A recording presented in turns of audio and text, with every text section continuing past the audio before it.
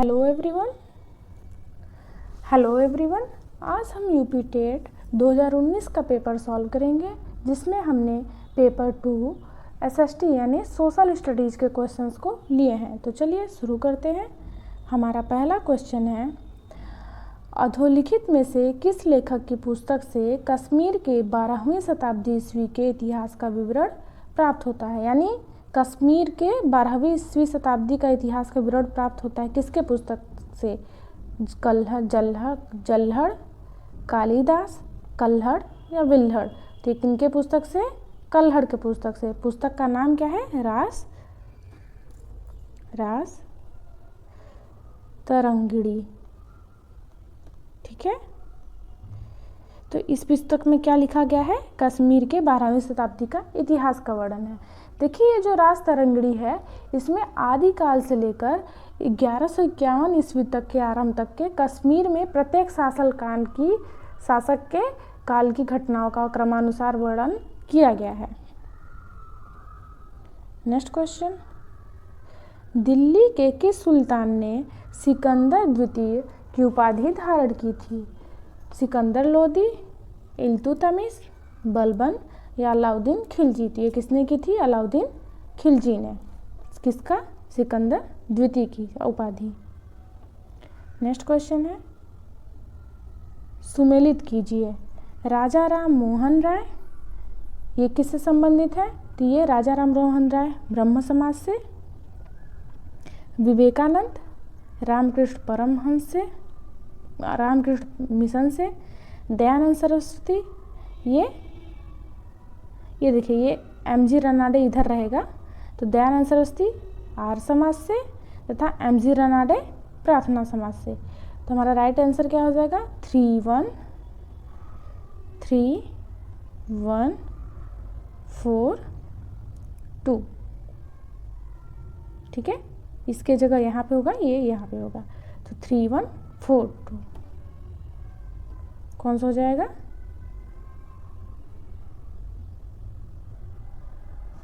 यहाँ पे 42 रहेगा। Option B is correct.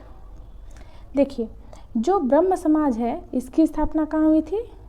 इसकी स्थापना हुई थी कलकत्ता में। ठीक है, और ये जो रामकृष्ण मिशन है, इसकी स्थापना बेलूर, ये भी कलकत्ता में। आर्य समाज की स्थापना बम्बई में, और प्रार्थना समाज की स्थापना ये भी बम्बई में।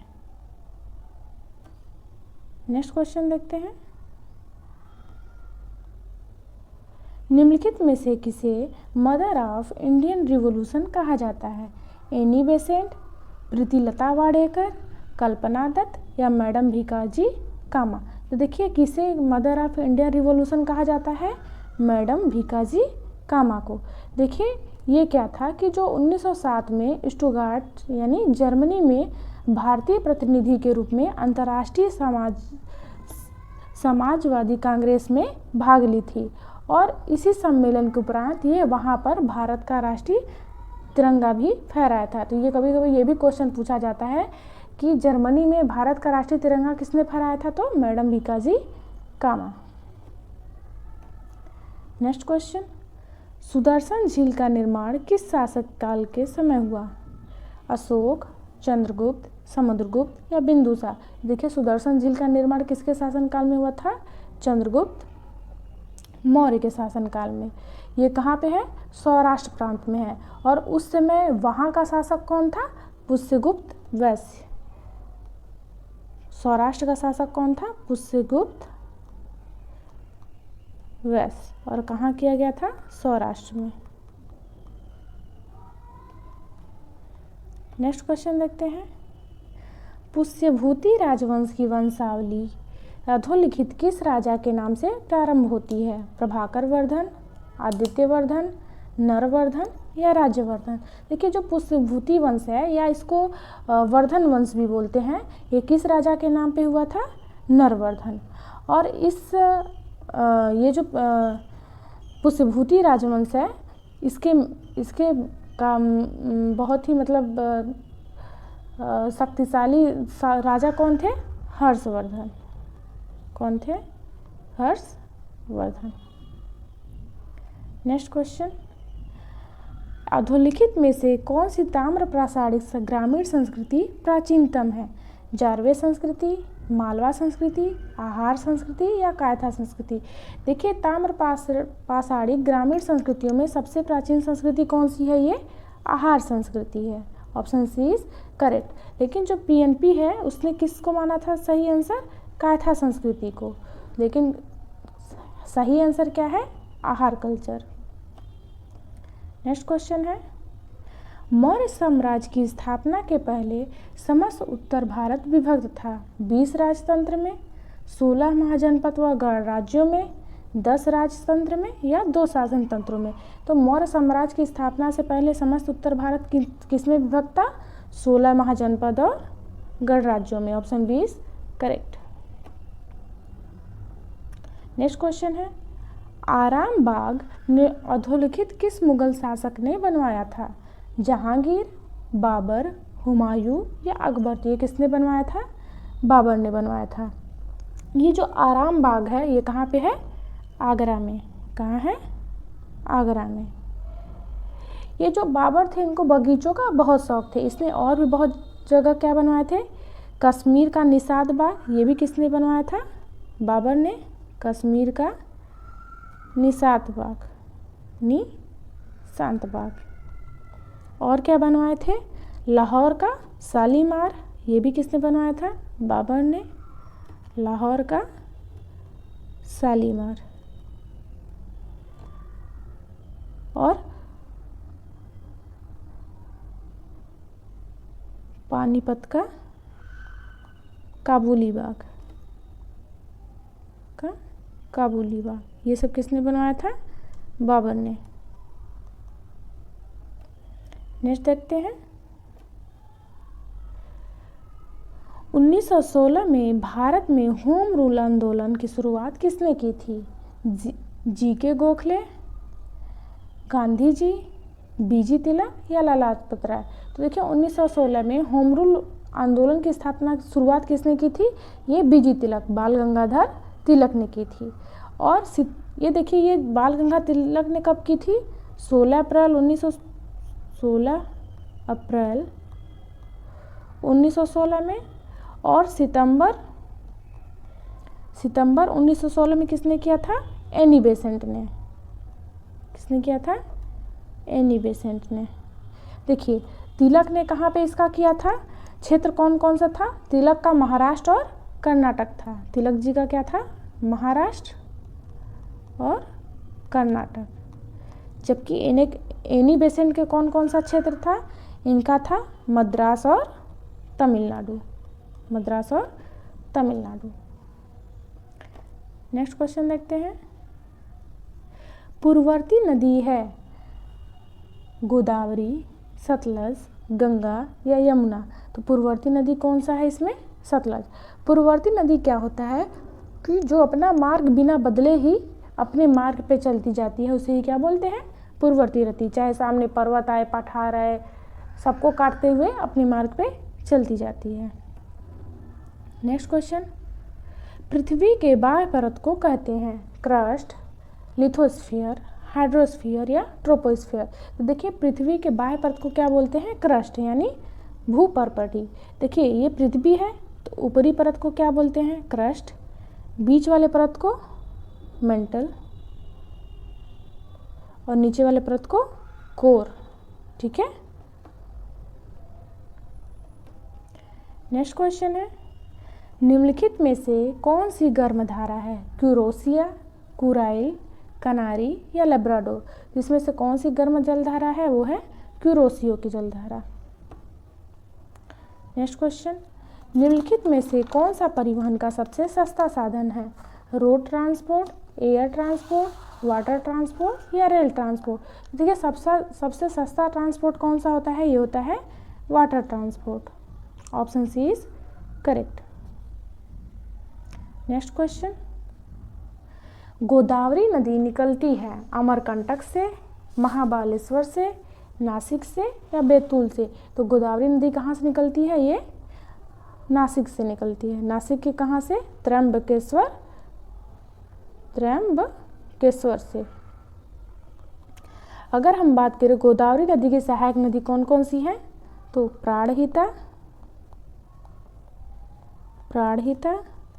पेनगंगा, वेनगंगा, इंद्रावती और मंजीरा।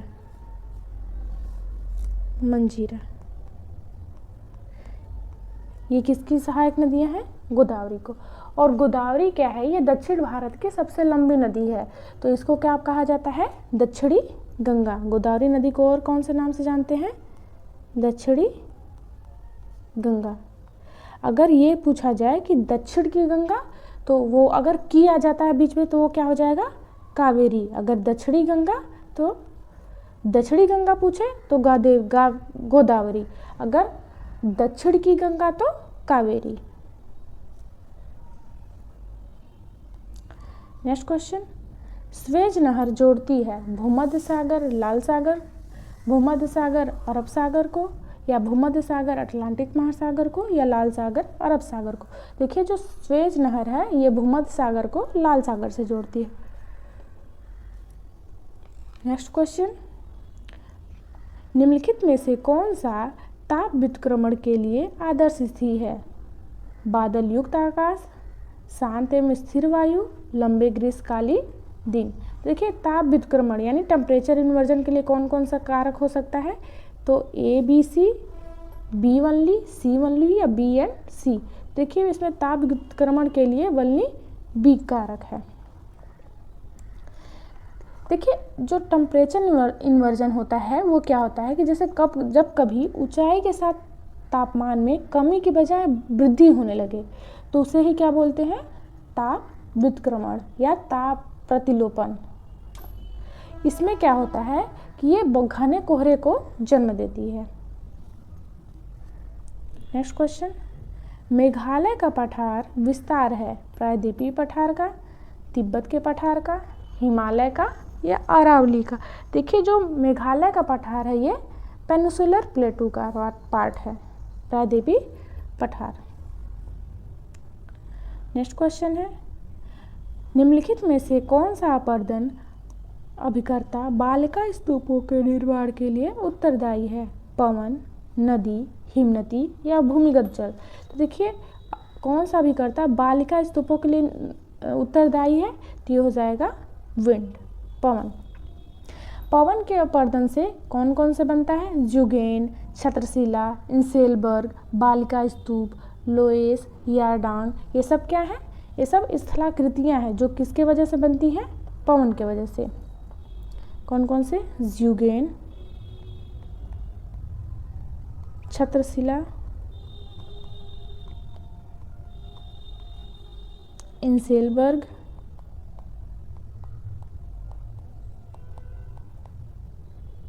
बालिका स्तूप तो है ही, लोएस, और एक है यारडांग। ये किसके वजह से होते हैं, पवन की वजह से बनते हैं। ये सब क्या है, स्थलाकृतियाँ हैं। नेक्स्ट क्वेश्चन, निम्नलिखित में से कौन सा पृथ्वी के वायुमंडल की सबसे निचली परत है, तापमंडल, क्षोभमंडल, मध्यमंडल या समतापमंडल।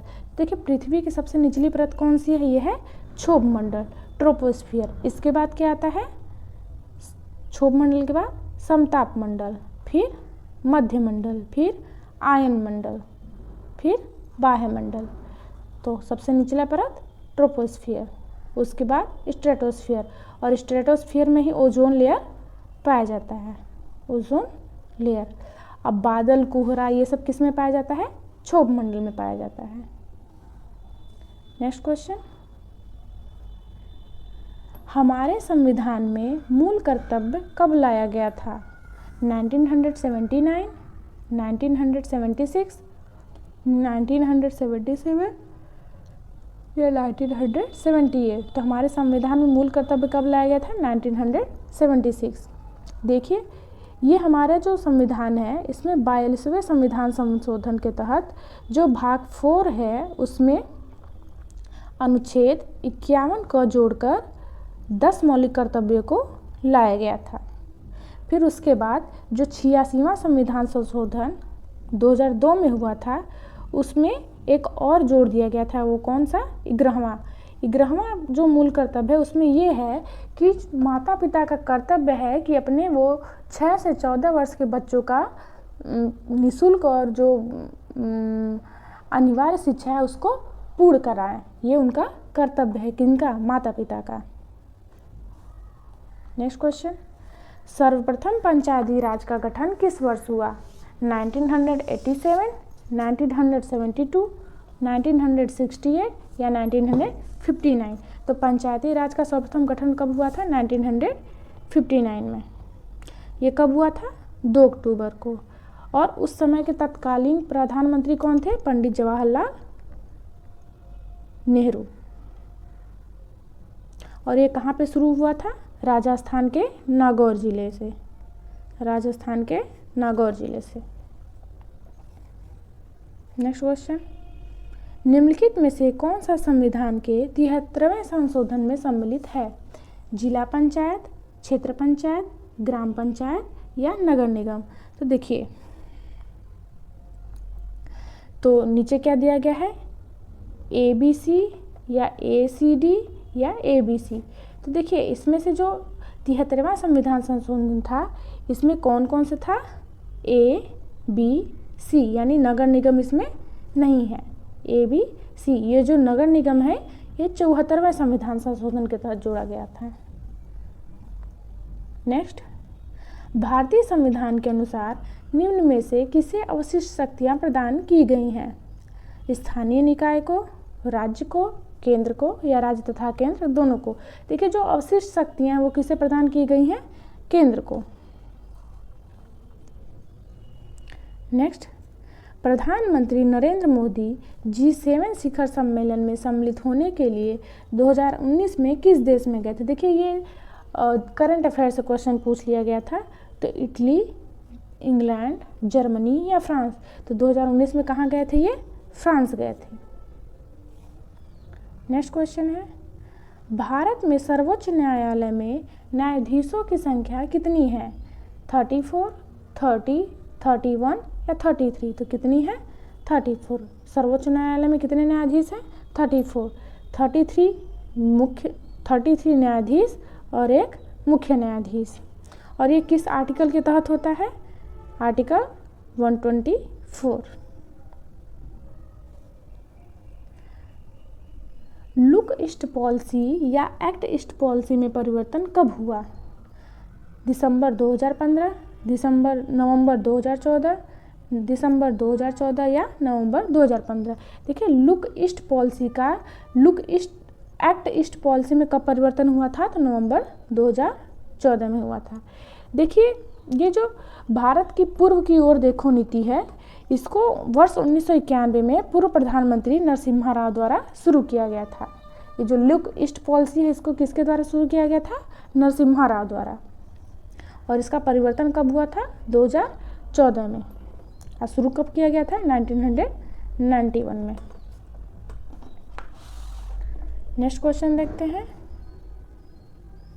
उत्तर प्रदेश जमींदारी उन्मूलन और भूमि सुधार अधिनियम 1950 अंतर्निहित है 12वीं अनुसूची में, 9वीं अनुसूची में, 10वीं अनुसूची में या 11वीं अनुसूची में? देखिए, भूमि सुधार उन्मूलन ये कौन सी अनुसूची में है?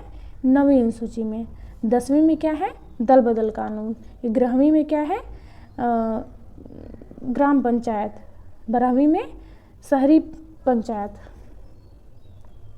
नेक्स्ट क्वेश्चन, संविधान सभा का संवैधानिक सलाहकार कौन था?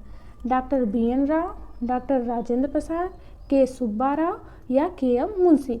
देखिए, संविधान सभा का संवैधानिक सलाहकार कौन था? BN राव। देखिए, इनको कब नियुक्त किया गया था? 11 दिसंबर 1946 को संविधान सभा का संवैधानिक सलाहकार नियुक्त किया गया था। नेक्स्ट क्वेश्चन, भारतीय संसद की सबसे बड़ी समिति कौन सी है? प्राक्कलन समिति यानी एस्टीमेट कमेटी, सार्वजनिक उपक्रम समिति, लोक लेखा समिति या कार्य मंत्रणा समिति। देखिए भारतीय संसद की सबसे बड़ी समिति कौन सी है? प्राक्कलन समिति। इसमें कितने सदस्य होते हैं? 30 सदस्य, और ये केवल लोकसभा से ही होते हैं। 30 सदस्य किसके होते हैं? लोकसभा के। इसमें राज्यसभा के कोई सदस्य नहीं होते हैं। ये क्या करती है प्राक्कलन समिति? ये सरकारी अपव्यय को रोकने की सिफारिश करती है। नेक्स्ट क्वेश्चन, ओलंपिक खेलों का आदर्श वाक्य क्या है? यह बदलता रहता है, एवर अनवर्ड, फॉरएवर हायर, या अल्टियस सीटियस फोर्टियस। देखिए पहले ये अल्टियस सीटियस फोर्टियस था, लेकिन इस बार जो ओलंपिक हुआ उसमें एक और वर्ड जुड़ गया, वो कौन है? कम्युनिटर। कौन सा जुड़ गया? कम्युनिटर। देखिए अल्टियस का क्या मतलब होता है? हाइयर, सीटियस फास्टर, और फोर्टियस का मतलब स्ट्रॉन्गर। तो अगर इसका इंग्लिश में देखें तो क्या हो जाएगा? फास्टर, हाइयर, स्ट्रॉन्गर और टुगेदर। कम्युनिटर का क्या मतलब होता है? टुगेदर। तो ऑप्शन डी इज करेक्ट।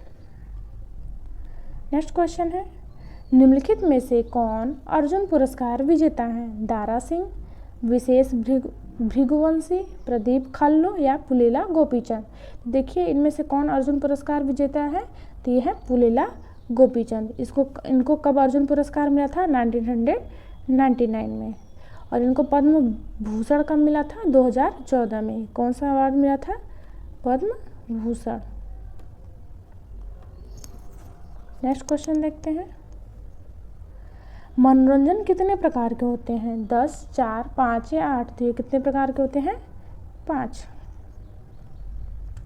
निम्नलिखित में से कौन सा आसन घुटनों की शक्ति के लिए अच्छा होता है? चक्रासन, सुखासन, वज्रासन, या ताड़ासन। तो कौन सा आसन घुटनों के लिए अच्छा होता है? ये है वज्रासन। नेक्स्ट क्वेश्चन, प्रथम राष्ट्रीय खेल विश्वविद्यालय कहाँ खोली गई है? मणिपुर, मध्य प्रदेश, महाराष्ट्र, या असम। देखिए प्रथम राष्ट्रीय खेल विश्वविद्यालय कहाँ खोला गया है? मणिपुर में।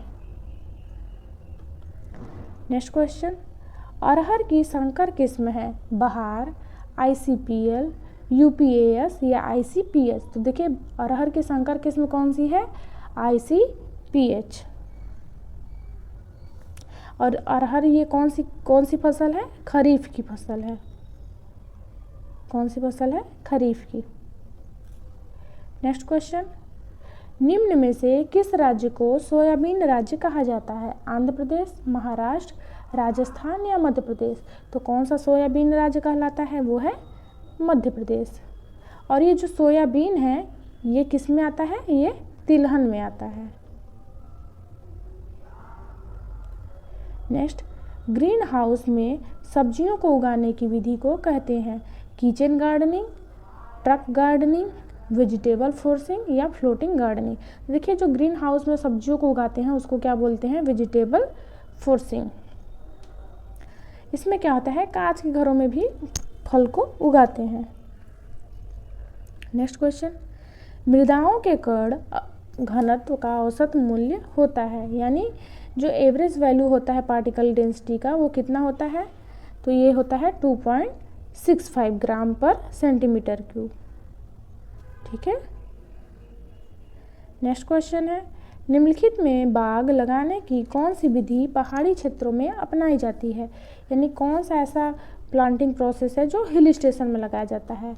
वर्गाकार, षटभुजाकार, एकांतर, या समोच्च। तो ये क्या होता है? समोच्च, काउंटर। इसमें क्या होता है? इसे ढाल के ऊपर, जैसे मान लीजिए ये ढाल है, इसमें एक ही ऊंचाई के अलग अलग बिंदुओं को मिलाने वाली काल्पनिक रेखा ही क्या बोलते हैं? समोच्च। जैसे ये ढाल पे है जमीन तो इसको और इसको मिलाने वाली रेखा ही को ही क्या बोलते हैं? काउंटर। नेक्स्ट क्वेश्चन है, संतुलित आहार में सुरक्षात्मक पोषक तत्व है, यानी प्रोटेक्टिव न्यूट्रिएंट्स किसको बोलते हैं? विटामिन एंड मिनरल्स को, कार्बोहाइड्रेट को, फैट को, या प्रोटीन को। तो देखिए इसको किसको मिलता है? विटामिन एंड मिनरल्स को। ये हमारे विटामिन्स और मिनरल्स हमारे बॉडी के लिए बहुत ज़रूरी है। ये हमें एनर्जी तो नहीं देते लेकिन हमें बीमारियों से और हमारी बॉडी की रक्षा करते हैं। नेक्स्ट क्वेश्चन, निम्नलिखित विधियों में भोजन पकाने की सर्वोत्तम विधि क्या है? बेकिंग, स्टीमिंग, रोस्टिंग या फ्राइंग? देखिए सबसे अच्छा विधि कौन सा है? वो है स्टीमिंग यानी उबालना। नेक्स्ट क्वेश्चन, ट्रिप्सिन एंजाइम किस क्रिया में सहायक होता है? न्यूक्लिक अम्ल के पाचन में, प्रोटीन के पाचन में, कार्बोहाइड्रेट के पाचन में या वसा के पाचन में? तो जो ट्रिप्सिन है ये किसके पाचन में सहायक होता है? प्रोटीन के पाचन में। चेचक के विषाणु का नाम है bacillus टाइफोसस, variola virus, Entamoeba histolytica, vibrio cholera. देखिए जो चेचक होता है चिकन पॉक्स, इसके लिए कौन सा होता है? वेरियोला। देखिए अगर सही देखा जाए तो ये क्या होता है? वेरिसेला होता है चिकन पॉक्स के लिए। इंग्लिश का अगर देखा जाए तो क्या होता है? वेरिसेला। एंटामीबा हिस्टोलिका किसके लिए होता है? ये कौन सी बीमारी होती है?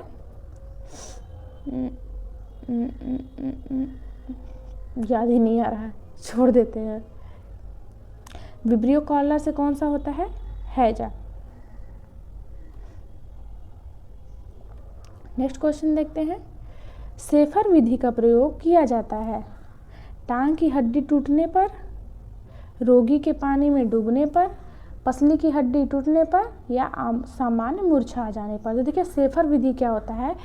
जब रोगी पानी में डूब जाता है तो उसको कृत्रिम सांस देने के लिए हम लोग क्या यूज करते हैं? शेफर विधि। यानी रोगी के पानी में डूबने पर उसको पेट के बगल लिटाकर उसके छाती पर हम लोग पुश करते हैं। नेक्स्ट क्वेश्चन, संपोषणीय विकास के संकल्पना की व्याख्या सर्वप्रथम किस में की गई है?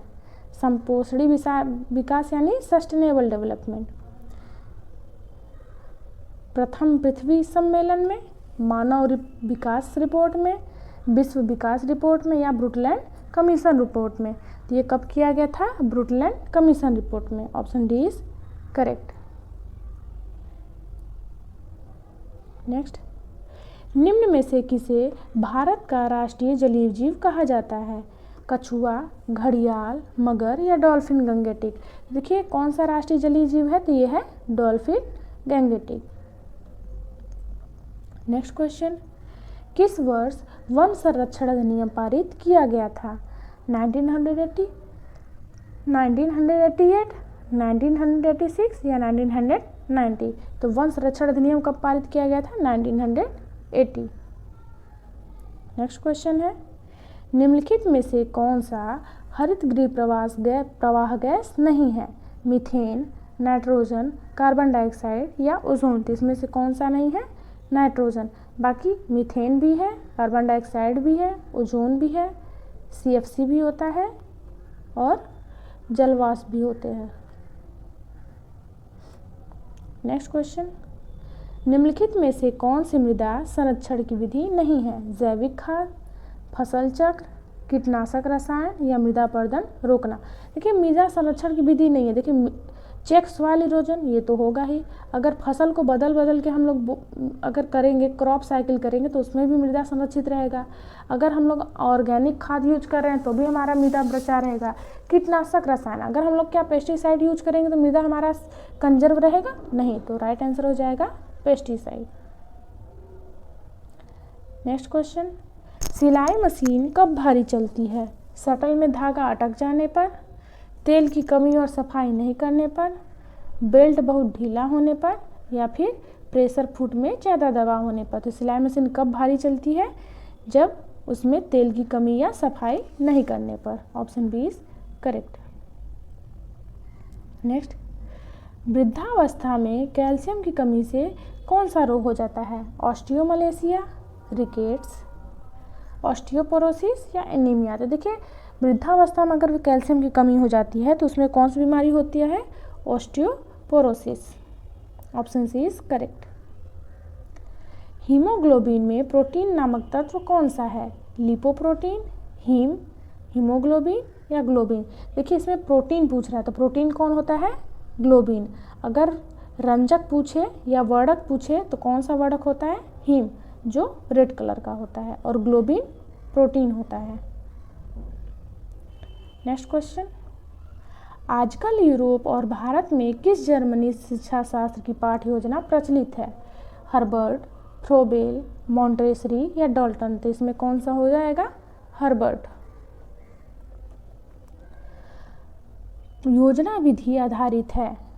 None of this, learning by doing, by listening या बाय वाचिंग। देखिए प्रोजेक्ट मेथड किस पे मेनली बेस्ड होता है? ये लर्निंग बाय डूइंग पे होता है। पंचम सवारी ताल में कितनी मात्राएं होती हैं? 15, 16, 12 या 14। तो कितनी होती हैं? 15। नेक्स्ट क्वेश्चन, वंदे मातरम देश राष्ट्रगान के रचयिता कौन है? अमीर खुसरो, रविन्द्रनाथ टैगोर, शरत चंद्र चट्टोपाध्याय या बंकिम चंद्र चटर्जी। जो राष्ट्रगान है इसके रचयिता कौन है? नेशनल सॉन्ग यानी राष्ट्रीय गीत, ये राष्ट्रीय गीत होगा बेटा, राष्ट्रीय गीत। तो इनके रचयिता कौन है? बंकिम चंद्र चटर्जी। और जो राष्ट्रगान है उसके रचयिता कौन होते हैं? नेशनल एंथम के रचयिता रविन्द्रनाथ टैगोर। ठीक है, यहाँ पे क्या हो जाएगा? राष्ट्रीय गीत। इंग्लिश में सही है नेशनल सॉन्ग। नेक्स्ट क्वेश्चन, राग भैरव का गायन समय क्या है? रात्रि, प्रातःकाल, दोपहर या सायंकाल। देखिए जो राग भैरव ये कब गाया जाता है? प्रातःकाल। नेक्स्ट क्वेश्चन, सामान्य मृदा में कार्बन नाइट्रोजन अनुपात होता है 20:1, 5:1, 10:1 या 15:1। देखिए मृदा में कार्बन नाइट्रोजन का अनुपात क्या होता है? तो 10:1। कार्बन कितना? 10 और नाइट्रोजन 1। नेक्स्ट क्वेश्चन है, विशिष्ट मृदा में मृदा कण वर्ग कणों के अपेक्षिक अनुपात को कहते हैं, यानी the relative proportion of soil separates in the particular soil is called soil groups, soil aggregates, soil structure या सॉइल टेक्सचर। तो इसको क्या बोलते हैं? Soil texture. Option D is correct. तो ये 60 क्वेश्चन आज के हमारा हो गया है। Thank you.